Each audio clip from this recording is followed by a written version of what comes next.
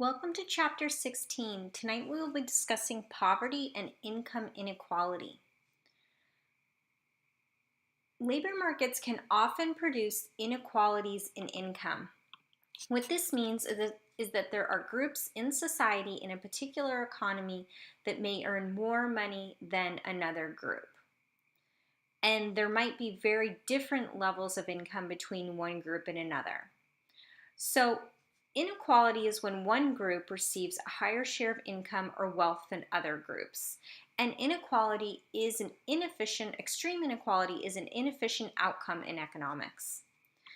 When we have poverty in an economy, this also represents an inefficient outcome. Poverty is when there are groups that are falling below a certain level of income necessary to provide for a basic standard of living.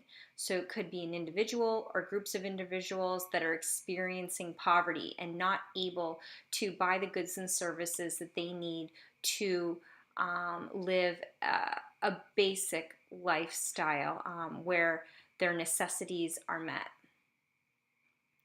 So I urge you to also take a look at the various statistics on poverty around the world in the chapter.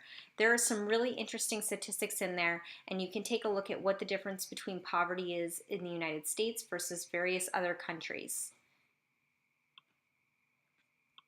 So something that we're going to talk about briefly is what's called the poverty trap. So the poverty trap acknowledges that there are anti-poverty programs that the government sets up. So the government's going to come in and set up these programs because economically we will acknowledge that poverty represents an inefficient solution. And we know that when there are inefficient solutions, say for example we have negative pollution and negative externalities, the market is not finding an efficient solution to production of a certain good or service that produces pollution. Well, the same can be said for poverty. If the market exists, if there's a free market that exists and the individuals that live in it and are subject to poverty, then there potentially is a role for government to play in assisting those who are experiencing poverty, just as there is a role for government when we have negative externalities such as pollution that are affecting third parties. So the government will set up anti-poverty programs. And one of the issues is that these government benefits decline substantially as people earn more income. So the result is that there is working actually provides little financial gain, and there's not much of an incentive for those who are receiving government assistance to work. So let's look at the types of government assistance real quick, and then we'll come back to discussing the poverty trap. So there are some different types of support that are available at the federal level, and they generally trickle down with some discretion on how the programs are run at the state level. The first one is Temporary Assistance for Needy Families, also called TANF. The government gives a fixed amount to states, and then states will contribute more for the benefit of needy families. One of the requirements if you're receiving these benefits is that you must be working or attending school. Also, you cannot receive TANF benefits for more than 5 years of your life. So not 5 sequential years and then you can take a year or two off, but 5 total years of your life. The Earned Income Credit provides a benefit to those with children in the form of a tax refund. So those who have a low income might receive a tax refund if they have children, and that is to assist those that are low income with children.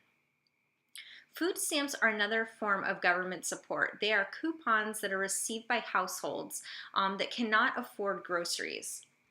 So these coupons allow for households to better afford their groceries. And Medicaid is medical insurance for low-income individuals. So all of these types of benefits are different support that is provided by the federal government and then sometimes administered differently per state, but the origin of the funding and the regulation for how these programs run at the federal level means that federal dollars are allocated to states, and then states decide exactly how to spend them and how their programs will run. So in the poverty trap, we have the issue where these benefits, TANF, Earned Income Credit, food stamps, and Medicaid, can combine to produce a greater amount of income than working for many individuals. The book goes over this, and we're just going to kind of talk about it more theoretically than with actual numbers. And be aware that there actually is a typo in the book that says that the person is working 44 hours. Change that to 46. So along the y-axis we have income, and along the x-axis we have the trade-off between leisure and labor.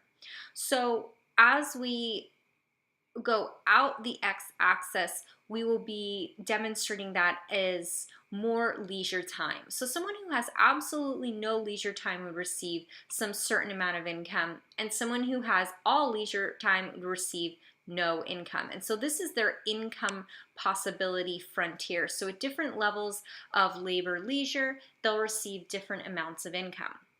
So let's say theoretically that this individual, if they were to work and not receive any government benefits, would receive income amount A. And income amount A is represented by the dashed line right here, and intersects or hits the frontier at a certain amount of labor leisure. So here they have some leisure and a lot of labor occurring, which is normal, right? Most of us work 5 days a week, 40 hours per week, with 2 days off.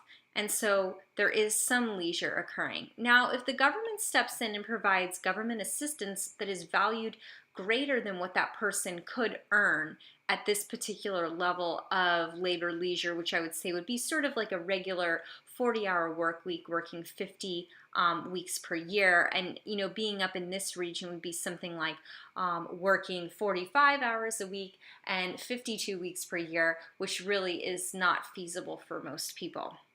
So government assistance would be set above the normal amount of hours you would work and the income this individual will receive. And so what we see happening is that this individual will not have to work. They will just have leisure time, and they will earn benefits in this amount, which is greater than what they would receive if they were working in normal work week. Now, they really have no incentive to go to work, and one of the reasons they don't have incentives to go to work would be because the way government assistance is set up now is that an individual can earn less income by working 40 hours per week or not working and receiving assistance instead. So what they will actually be incentivized to do, because dollar for dollar, if an individual decides to say they're not working here, but then they say, well, I'm going to go to work and I'm going to work 1 hour. And so I have, and this is leisure and this is labor, they're going to receive some incremental amount of income, a very low incremental amount of income. That's going to actually subtract from the amount of benefits that they would receive. And if you think about it, if you added that income to the benefits they have, then they would be no better off. So therefore, they have no incentive to go to work, because if they work, they actually lose leisure time and they just end up having the same amount of income. What the government should do instead, so the government should instead decrease benefits by something less than a dollar-to-dollar ratio. So for every dollar earned, let's say this individual who's not working here now decides that they're going to work. So they work,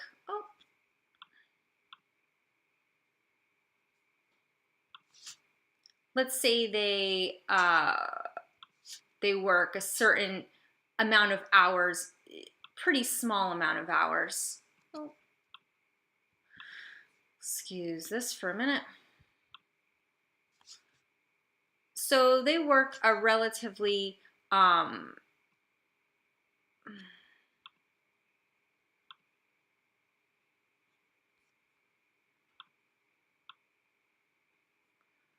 they work some hours, and we could say it's about this amount here. Now, if they were receiving these benefits, what would happen is that these benefits would only be reduced by perhaps half of where they were before. So if they were receiving $1,000 a month and now they go work and they're receiving $100 for working, then that $100 would represent a decrease in their benefits of $1,000, maybe down to $950. But if you add that $950 in government benefits they're receiving to the $100 in actual income that they're receiving from going to some sort of a job, then they'd now be receiving $1,050 total income dollars, most of it coming from government benefits and some of it coming from actual working. So let's see how this actually pans out. So what happens when we change the program, so the government program now is not such that you receive $1,000 a month from the government, and if you work a certain amount of hours, then the amount you receive from the government is reduced by the amount by which you receive an income, so there's no incentive to work. Now, perhaps this curve will shift up slightly. And what this means is that you will end up working a little bit, and you'll still receive your government benefits, but they'll only be reduced slightly by working, such that you could end up at a point above on this new curve. We'll move the curve down just a little bit so it intersects. You could receive a certain new amount of income because you're still receiving the government benefits, but you're also working. So you now have a little bit less leisure time than you previously did, and you have income because you're working. So you'll receive more income if you're working than if you are not working and just receiving the government benefits. So maybe something like we'll call it point B. Programs like this would incentivize you to work, right? If you're only going to lose 50 cents on the dollar for every hour that you, or every dollar that you earn working in government benefits, then it might pay to actually go to work. However, previously, if you were to lose $1 for every dollar of income that you receive from your government benefits, then it really just doesn't pay to go to work at all. You might as well just stay home. Let me see if I can get this to show up. There we go. Okay, so income was on that x-axis, and A was how much we were making when we decide not to work and just earn government or just have government assistance as our income. And now with this new program where government assistance is only reduced by 50 cents for every dollar of income you earn, we now can earn point B versus point A. We could work more and earn more income, or work less and earn less income. One of the problems with these types of programs is that some people who really aren't eligible for government assistance might actually say, I'm going to work less and receive government benefits because now I'll be within the range to be able to earn these government benefits, and I won't have to work as much to have the same amount of income. So we can have issues like that. And another issue we can have is that it will cost the government more money to run this type of a program. Because previously, if you were seeing somebody work, not working, and then deciding to work, the government would be able to reduce their assistance by every dollar for every dollar of income that person earns actually working. Now they're only going to reduce the government assistance by 50 cents for every dollar of actual earned income that someone would get when they're out working. So this program will be more expensive, and it may also incentivize some of those individuals who are not eligible for benefits to work less, have a lower income, and therefore receive benefits.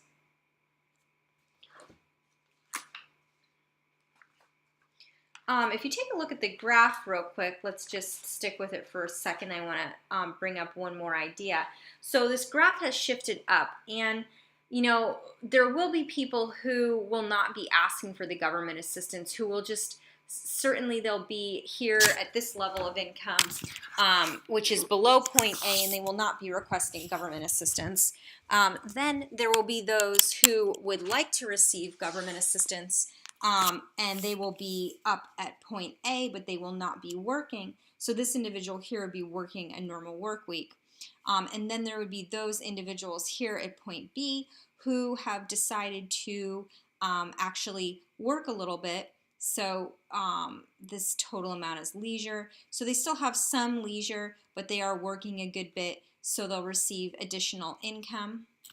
And then lastly, let's talk about another point on the curve.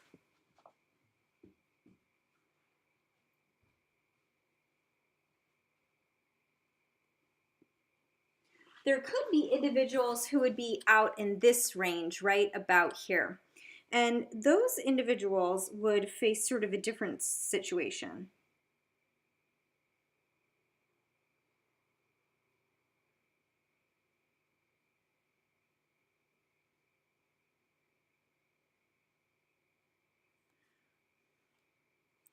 There could be individuals at about this level of income. So let's actually intersect it.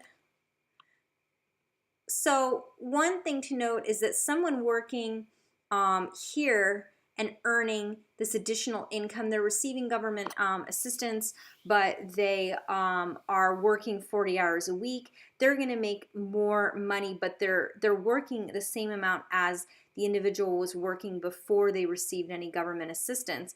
There could be individuals who decide not to really work that much. They'll still work, so they'll be incentivized to go to work, but they may earn something like this level of income, which would be above the total amount or the government assistance that would be provided if an individual does not work at all. But this individual, you'll see, because labor is in, or leisure is in this direction and labor is kind of going in the other direction, that they would actually have more leisure time than somebody working the regular 40-hour work week, which was our original intersection here. So I've sort of discussed all of those different ways of working that system. They are a little complicated, so I do urge you to go over the numerical examples in your book if you have any questions.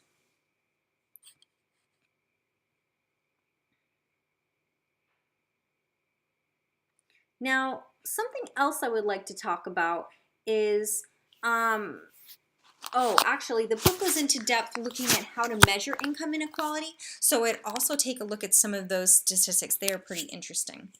And the book discusses a little bit also about what are the causes of income inequality, and these are quite fascinating. So there are some demographic changes that have caused income inequality to change dramatically.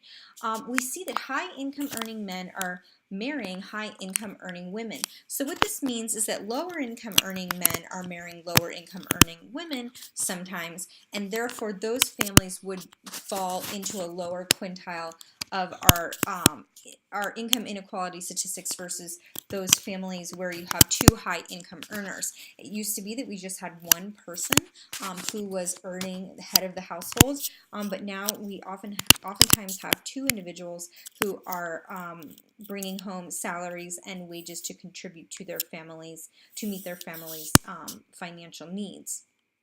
So we do see that change. And at the same time that we see women working and really contributing to their families, and men marrying high income men marrying high income women, and low income men marrying low income women, which causes income inequality to be exacerbated.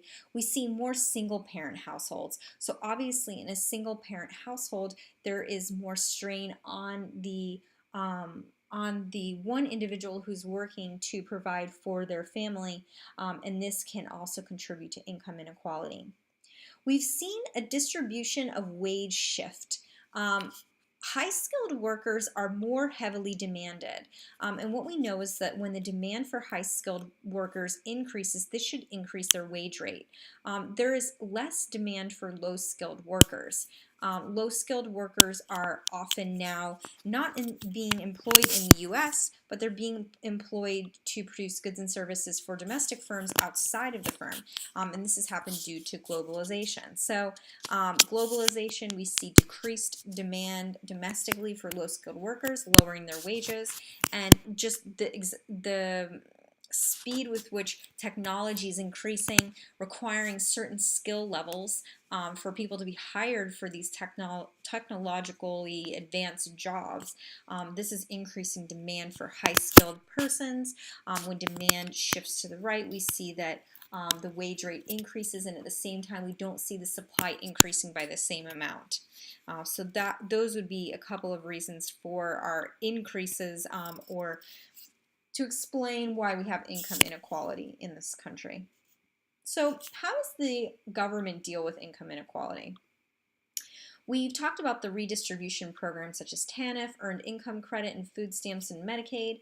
Those are very important. Another thing that government can do is they can have public policy which builds a ladder of opportunity from early education through career for children of all backgrounds. So some children go to really good preschools and elementary schools and middle schools and high schools, and then they have parents to help them through college, and they are able to explore highly successful career paths right after college. But not everybody has that opportunity. So the government can play a role in creating or fostering equality across backgrounds. So someone who might come from a different background, ensuring that that person has the same access to high quality education at the primary and secondary level through on to college, and has great opportunities for their career also. And another way that the government works to reduce income inequality is through the inheritance tax. So inheritance tax, also known as the estate tax, is a tax imposed on the value of inheritance. So while many people are not opposed to individuals who worked very hard in their lifetime being rewarded for the fruits of their labor, oftentimes it is not as attractive for those who earn that income to be able to easily pass it on to their offspring who did not work very hard for the income.